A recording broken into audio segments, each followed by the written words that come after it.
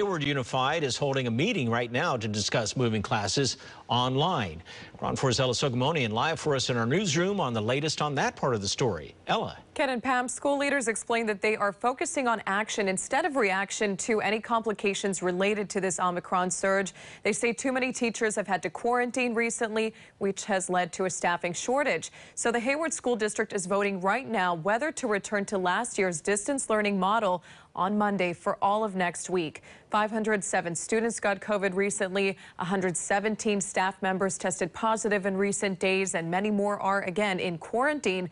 They do have enough PPE for staff, but not for students. So kids and teens could be sent back home on Monday, where they would then log on to Zoom and again learn remotely. Some district leaders think that these next 10 days will be helping to better manage the situation. They'll have about 3 classes per day and a shortened school day overall.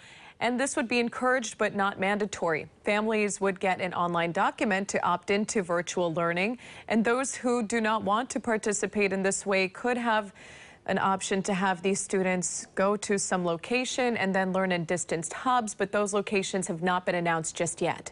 We're suffering from staff shortages before we even went on winter break, and that situation has worsened as many of our employees need to stay home right now to quarantine and to get well. And then we also had a delay in receiving the rapid home test from the state and then the county. And so that greatly compromised the district's initial plan for a safe return.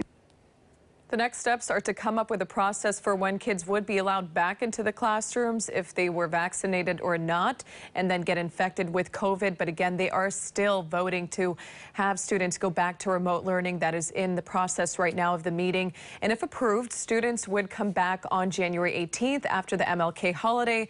Questions were raised whether these next 10 days is too short of a break from in-person learning, considering they'll need to test to come back into the classroom. And again, we did mention there is a shortage of tests still, and a plan for a later return was not clear. Families are being encouraged to check for texts, emails, as well as a red banner on the school district's website for the latest information. Live in the newsroom, Sogomonian, KRON 4 News.